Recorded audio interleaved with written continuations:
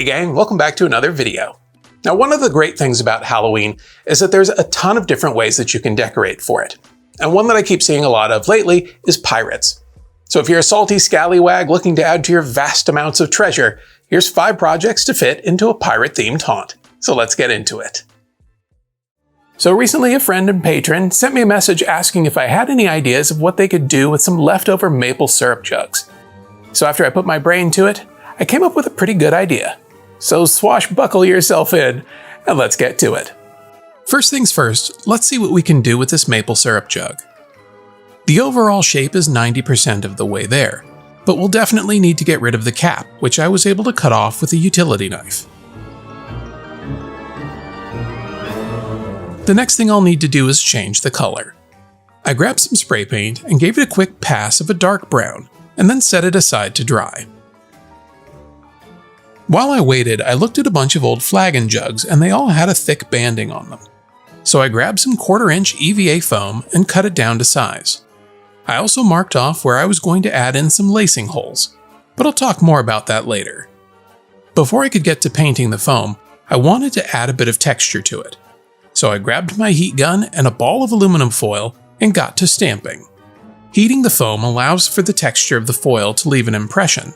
However, if you heat the same area more than once, you'll lose that texture. In the end, I found it better to grab some heat-resistant gloves and heat the foil before stamping it into the foam. This step really isn't necessary. I just figured it was an opportunity to add a little detail to this section that might help during the aging process. Next up was paint. All of the reference images I found showed these jugs with a lighter color midsection, so I grabbed some acrylic paint and got to painting. I also found an old East India Trading Company logo and made myself a stencil on my vinyl cutter.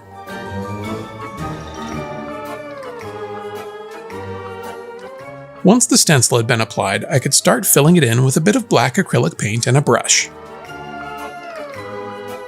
But that's where things went drastically wrong.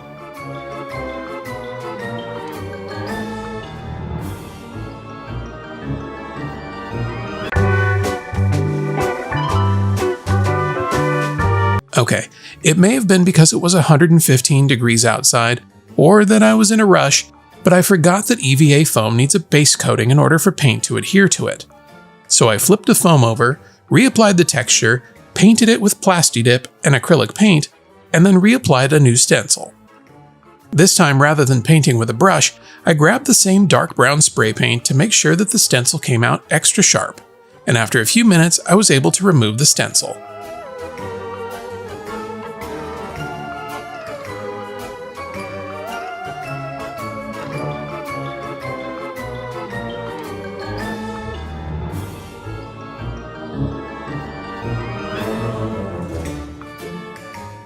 As a bit of insurance, I gave the piece a coating of matte Mod Podge Ultra and let it dry before jumping into the weathering. I went with burnt umber and raw sienna acrylics thinned with a bit of water and got to applying the weathering with a chip brush.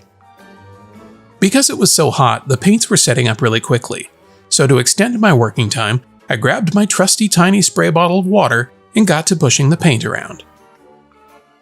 I found that the wash was a bit too orange, so I added a bit of black to the mixture and kept working at it until it looked more like I'd imagined. And then it was off to dry in the sun.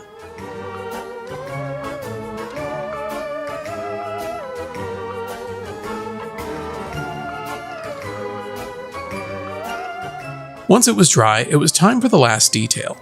A bit of leather lacing. A bit of lacing off camera, and it was time to slip it onto the jug. Now this probably is not at all how these jugs looked in real life, but since the overall aesthetic was so plain, I thought this would be a nice little detail to further hide the fact that this previously carried syrup.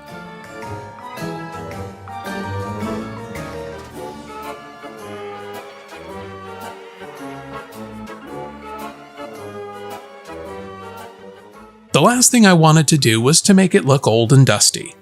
If you saw my potion bottles video, then this will look familiar.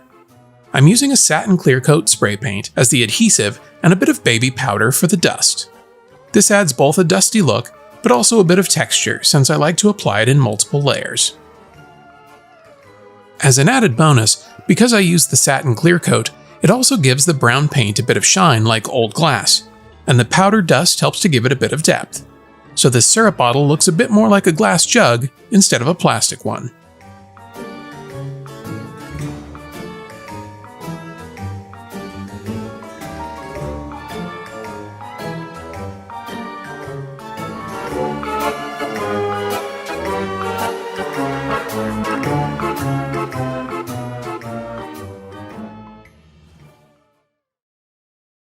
Now, every Halloween, there's typically something in our display that I want to change or upgrade, and oftentimes that comes with an opportunity to learn something new.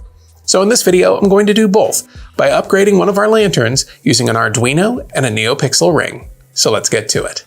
Before we get into the build, let's take a look at how we'll need to wire up our Arduino controller for this project. There's 3 key points on the board that we'll need: the D6 data pin, the ground pin that is on the same side as the data pin, and lastly the 5-volt out pin.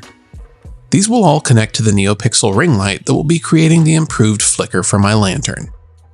With that out of the way, let's get down to soldering. The first thing you'll want to do after stripping off a bit of the outer covering off your wires is to tin them with a bit of solder. This will help to ensure a solid connection between the wire and the board. I'm also going to add a bit of solder to the terminal on the back of the NeoPixel ring for the same exact reason.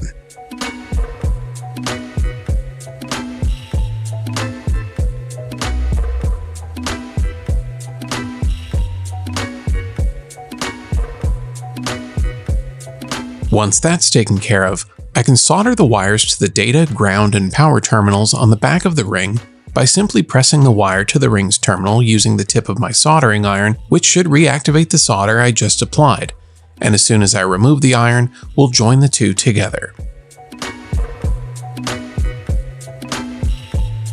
With my LEDs wired up, I can switch my attention to the Arduino controller and soldering my connections to the correct pins. With the red wire going to D6, the white wire to ground, and the green wire to 5-volt out. These colors aren't necessarily important, but what is important is keeping track of what wires go where. My connections to the board were a little sloppy, so I'll use some nippers to remove any stray wires or unneeded solder from the board. Now that the brains of this build are taken care of, I can shift to the actual lantern. As you can see, it's a little worse for wear, which I like, but it only has a single flicker LED bulb, and that's just not getting the job done.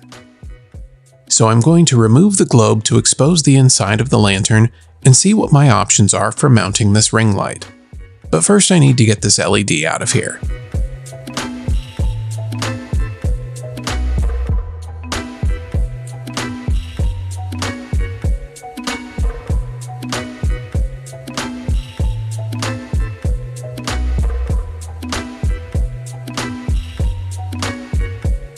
I was hoping that the opening for the wick would be wide enough to pass the Arduino through, but it wasn't. So I'll need to undo my solder joints. Once that was done, I could run the wire through the body of the lantern and out the wick opening, and solder the connections again before I go any further.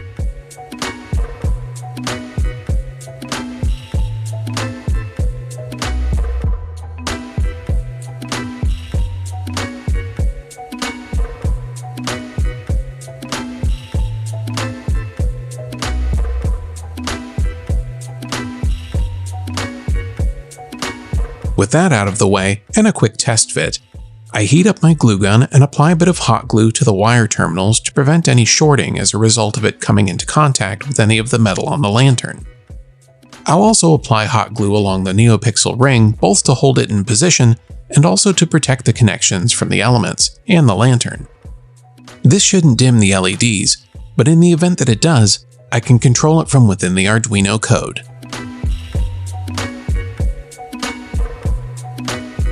And speaking of code, let's take a quick look at it. Now I should mention that I am not handy with writing code and have a very basic understanding of wiring, but if I'm doing this project, so can you. That said, I found this code online and was able to modify it slightly to get the candle flicker just how I wanted, starting by selecting the data pin, and the number of LEDs on my NeoPixel ring. The brightness was already set to 50, but you can adjust this number higher or lower to match your needs. For now, I'll leave it as it is. The next thing I adjusted was the color of the LEDs. This program works in 4 sets of 3 lights each for a total of 12 LEDs. Each set of 3 has 1 red light and 2 different shades of yellow, and they randomize their individual brightness to create the flame look. I tried quite a few variations and found that these 3 looked the most like the colors in an actual candle flame. So if you're shooting for replicating a real candle, you won't need to change this. The last thing of note is the delay. This adjusts from 10 to 50 and controls the speed of the flicker, with lower numbers creating a fast flicker and high numbers a slow one. With the basics covered, you can adjust any or all of these options to dial in the perfect settings for your project.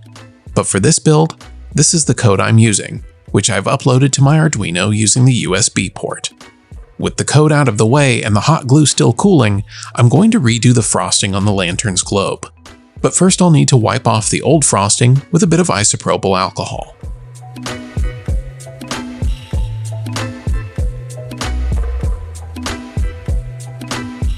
Once the glass was relatively clean, I could apply some of this frost effect paint with a sponge to minimize streaks in the finish. I'll coat the globe, allow it to dry, and repeat until it's got nice even coverage.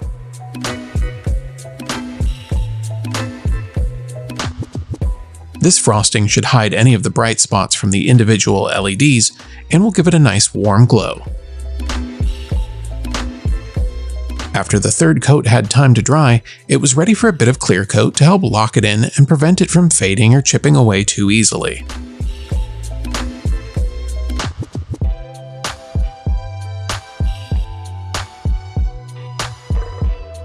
I also decided to add some soot to the bottom edge of the globe with black spray paint, since I had a feeling that the LEDs may still be visible even with the frosted glass.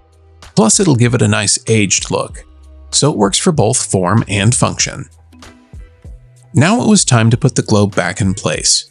This is always a bit of a pain and will inevitably scratch the frosting, but I should be able to touch it up if necessary.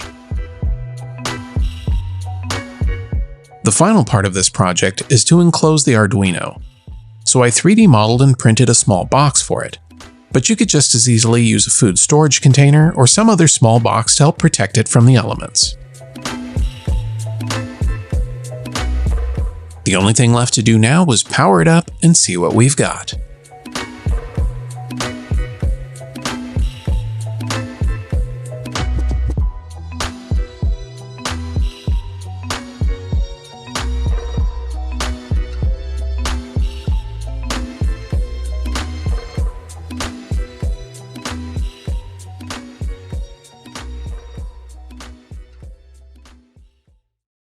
Whether you're in a western town, a medieval dungeon, or being held captive by Krampus, there's a good chance you'll need some prop handcuffs.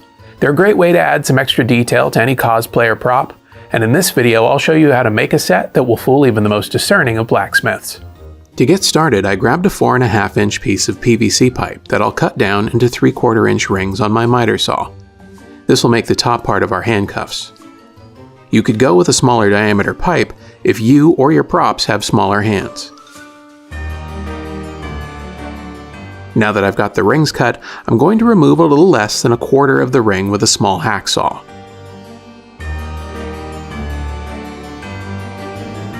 With the piece cut off, it's time to taper the ends of the pipe. I'll be using a belt sander to do this, but you could use a Dremel tool or palm sander for this step as well. If someone will be wearing these handcuffs, you'll want to chamfer the edges of the ring to make them more comfortable.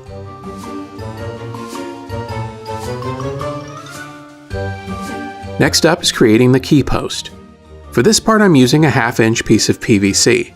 I'll use the upper cuff to determine where I need to drill out our mounting holes. A step drill bit is perfect for this, since you can enlarge the hole without having to switch from one drill bit to the next. These holes don't need to be perfect, as long as there are enough points of contact to glue it together.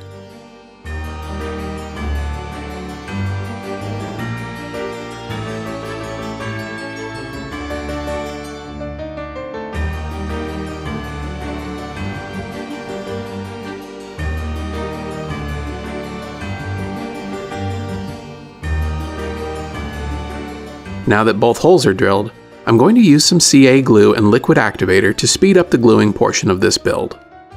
I've poured the activator into a squeeze bottle with a needle tip to help get the activator exactly where I need it. A few drops of each, and the parts are immediately bonded. The last piece of the cuff is a 1/2 inch wide PVC ring that I've cut out of a 1 inch pipe that will act as a mounting point for our chain. I've sanded a flat spot onto the pipe to make it easier to glue to the rest of the cuff. We can set the cuff assembly aside and start to work on our chain. For this build, I'm using 1/2 inch closed cell backer rod. It's typically used to fill gaps between building materials, but it's got a ton of great prop applications. I've cut 3 11-inch long pieces, and I'm going to take some barge contact cement to glue each piece into a link of chain. Apply some of the barge cement on one end of the backer rod, smear the excess onto the other end, and set it aside to dry for 10 minutes. Contact cement needs to dry until tacky before it can be used to adhere our pieces of foam together.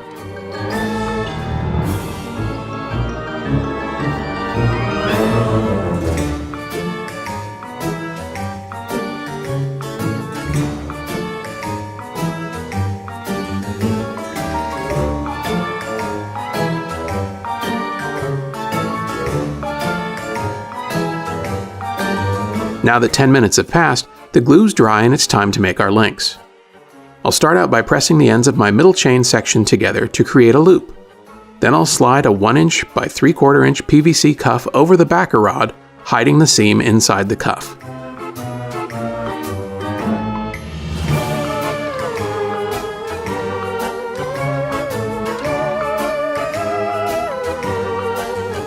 Next, I'll take the wrist cuff, thread the backer rod through the mounting hole before sliding the PVC cuff over the partially folded piece of backer rod. Then I'll thread the other end through the middle chain section before joining the ends of the link and adjusting the cuff. I'll repeat this step for the remaining wrist cuff.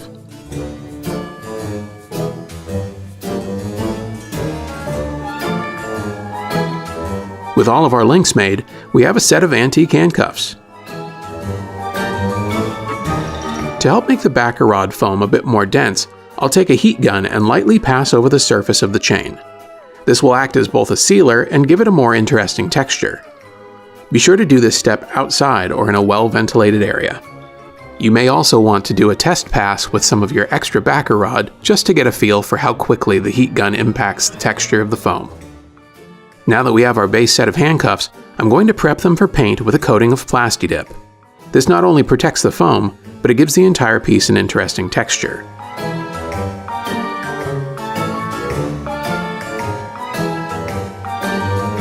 Once the handcuffs dried, I decided to add on some details with 5mm craft foam. I cut some thin strips of foam to bulk up the ends of the key post, and another sloped piece to wrap around one end of the key post to make a faux hinge, and applied them with CA glue. A few googly eyes to create the look of a hinge pin, and the details were done.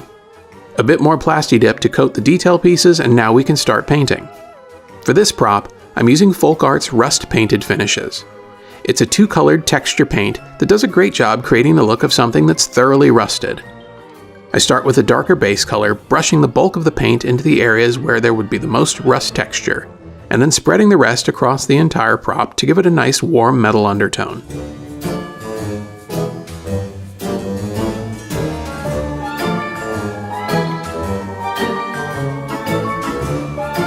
When I have good coverage with the base color, I'll switch over to the brighter color and will dab the paint randomly along the piece to highlight the details and give more character to the cuffs and chain. In areas where I went a bit too heavy with the lighter color, I'll blend some of the base color to help tone it down.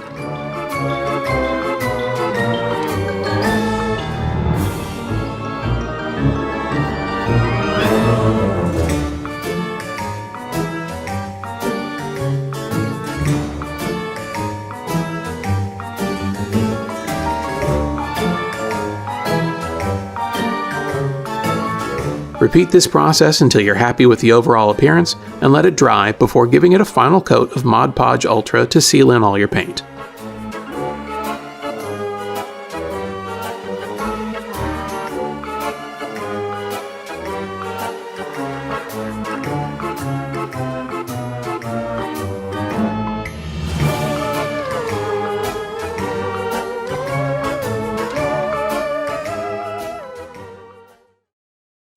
So one of the things I love about Halloween is that there's just so many different ways you can decorate for it. So in this video, I'm going to step outside of my cemetery aesthetic and build a treasure chest that would be a perfect fit for a pirate-themed haunt or party. So let's get to it. This build will start with a few pieces of 1-inch insulation foam. 2 pieces for the front and back, 2 sides, 2 half rounds for the lid, and 6 planks for the top. A bottom seemed unnecessary, but you could add one in if that fits your needs. With that out of the way, let's get down to building. Now I could have done planks for the entire build, but to save a bit of time I'm going to use my planks as a guide for some V-shaped score lines that'll cut into the foam with a razor blade. This will give the appearance of individual boards without having to cut them out.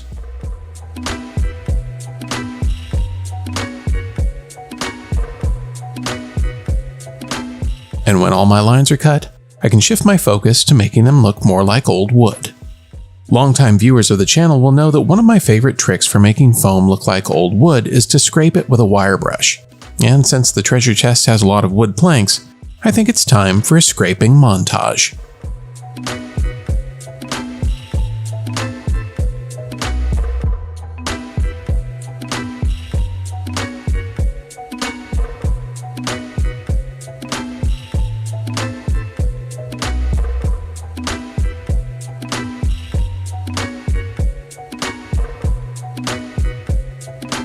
With all of our pieces thoroughly wood-grained, let's talk about the top of our treasure chest. Because this piece is round and our planks are flat, we'll need to add some facets to these pieces. So I've marked out the width of each plank and will draw myself a guideline to sand down to so that the planks will have a solid surface to be glued to. And speaking of glue, I'll be using my SureBonder cosplay stick hot glue to hold everything together. Much to my surprise, it works great on this XPS insulation foam and helps to make quick time of this build. So with my glue gun in hand, I got to attaching my planks. For this build I use 3-inch planks, but I'm recommending that you use 4-inch planks to close up the gaps a bit better. Or if you want a really old and rickety looking chest and want to stretch your materials a bit further, go with 3-inch like I did. Either way, they'll both look the part. Now that all the lid planks are glued in, I can switch over to assembling the bottom of the chest. And just as I glued in my sides, I realized I forgot to taper them. So after a quick measurement and some cut lines drawn, I could trim off the excess and resume assembly.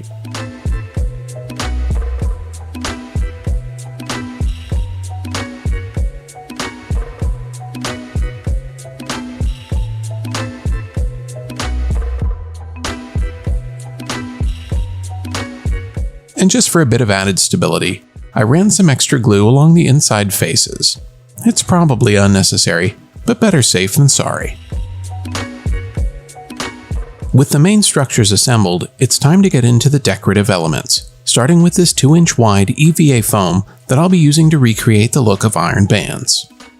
If you wanted to get a bit more decorative, you could heat press some designs into the foam, cut it into different shapes, or even use a rotary tool to add hammer marks.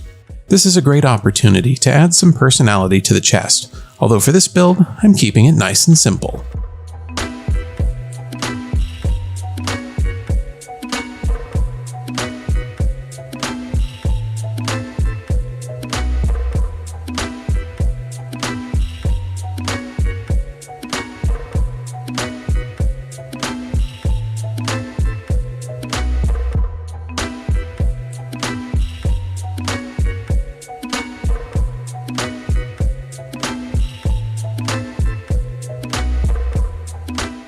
Off camera, I gave everything a coat of black acrylic paint, and now I can start adding in some color to the bands.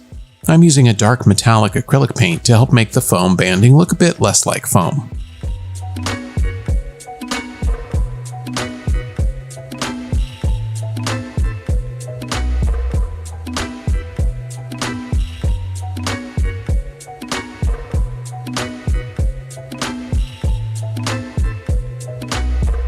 I had wanted to add rivets, but I ran out of googly eyes. But then after looking through my supplies, I found these self-adhesive rubber feet and thought they'd get the job done. So now I just need to apply them and give them a quick coat of paint. Ideally, they would have been applied before the black base layer, but sometimes you just have to roll with the punches and make the best of it. Once the paint had dried, I could start working on the planks. And for that I'll be using a bit of raw sienna acrylic paint and we'll be dry brushing it on. This method will add just enough color to the outermost edge while keeping the black paint in the recesses. I started pretty light with my dry brushing, and as I got a better feel for how it looked, I increased the amount of paint on my brush. This is a pretty forgiving technique, but like most things, it's usually best to get a feel for it before going too far. It's also a good idea to keep a damp rag handy just in case you get some of your paint onto the metallic bands. I'll apply paint to the entire chest and then set it aside to dry. Off camera, I added in these hinge pieces made from the same 3mm foam that the rest of the banding is made from. I also added some banding along the lower edge of the lid since it looked unfinished when I set the lid on top of the base. The last part of this build is a bit of aging with a light gray wash. This step is optional, but I think it makes the bands look a bit more interesting and adds some variety to the coloring of the planks. My mixture is about 10 parts water to 1 part paint. I'm not looking for a lot of color in this step. I just want to desaturate the coloring of the treasure chest a bit so that it doesn't look quite so punchy. You can apply as much or as little as you like, and touch up any areas with a damp rag to prevent unwanted runs or pooling of paint. And after a bit of dry time, I think it's safe to call this treasure chest done.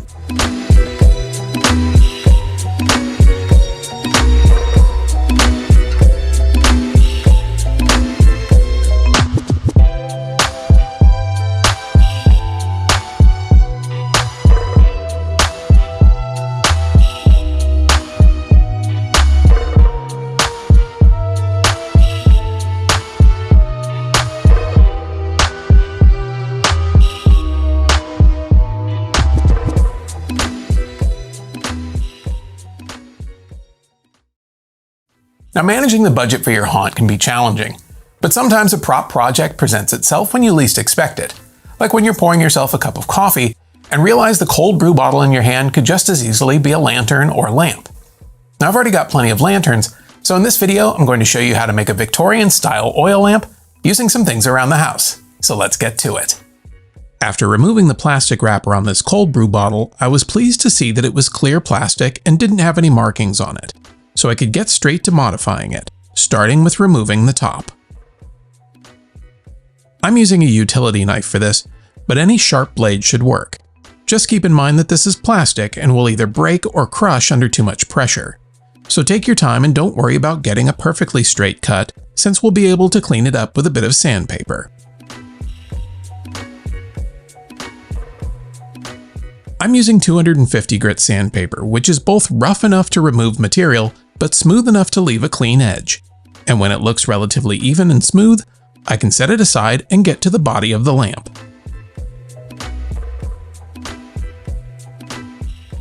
I've had these small offcuts of ABS pipe that I've been saving for a project like this, and with the help of a little 5mm EVA foam, I'll create the base of the lamp, starting by bonding the edge of this scrap foam to itself with a bit of contact cement.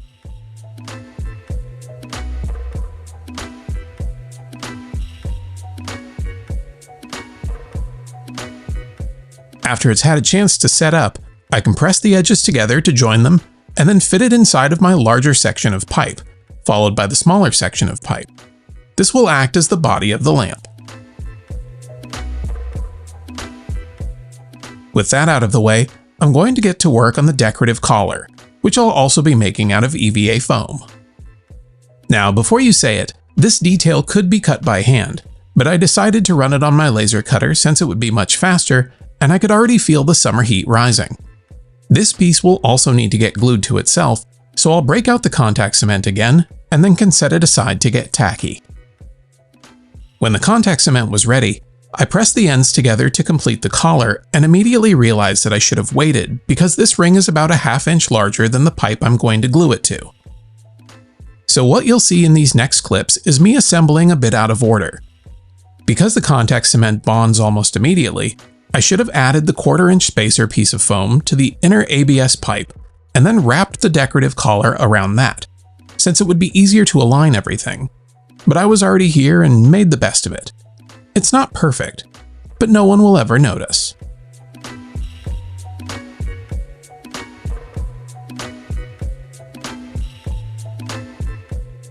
The last part of the base build is to add a foot. I'll be making this from foam as well, but I needed to make myself a pattern first. I used a plate to create this paper pattern, but I want the foot to have a taper to it. So I'll cut a slit in the pattern and we'll shift the ends until it has the amount of taper I'm looking for, and then I can tape it back together to set the position. Then I'll cut another slit into the pattern so that my tapered ring will lay flat, and that will be what I need to cut from foam to make the final part. With the foot piece in hand, I can apply more contact cement to the ends, let it get tacky, and then press the seam together. Then I'll glue the foot to the pieces of pipe in the same way.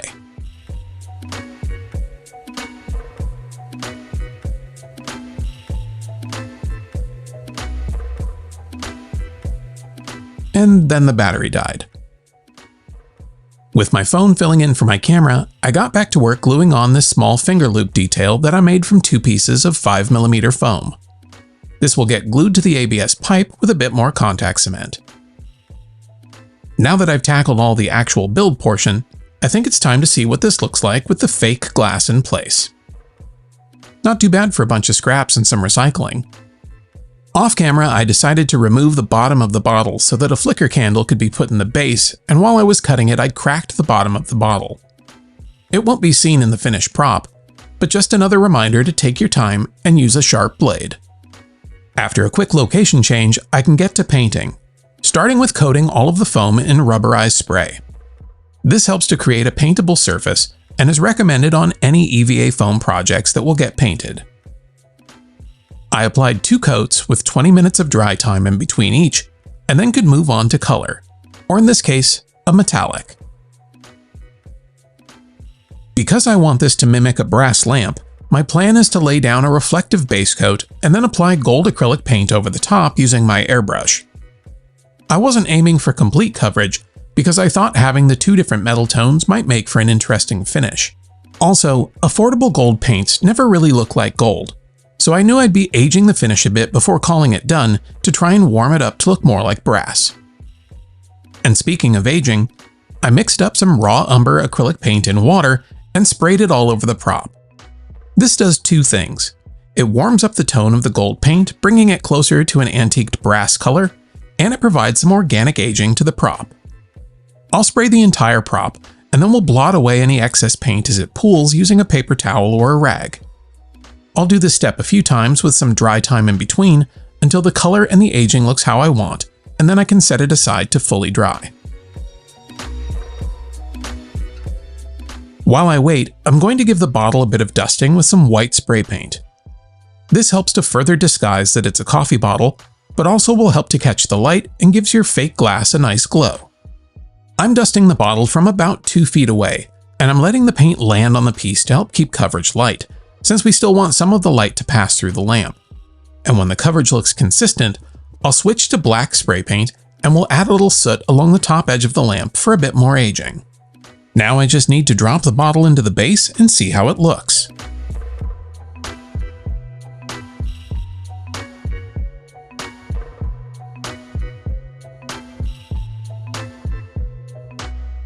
So there you have it, a practically free prop that also keeps you caffeinated. Now hopefully this build helped you to see the possibilities in everyday objects and inspires your next project, whatever that may be.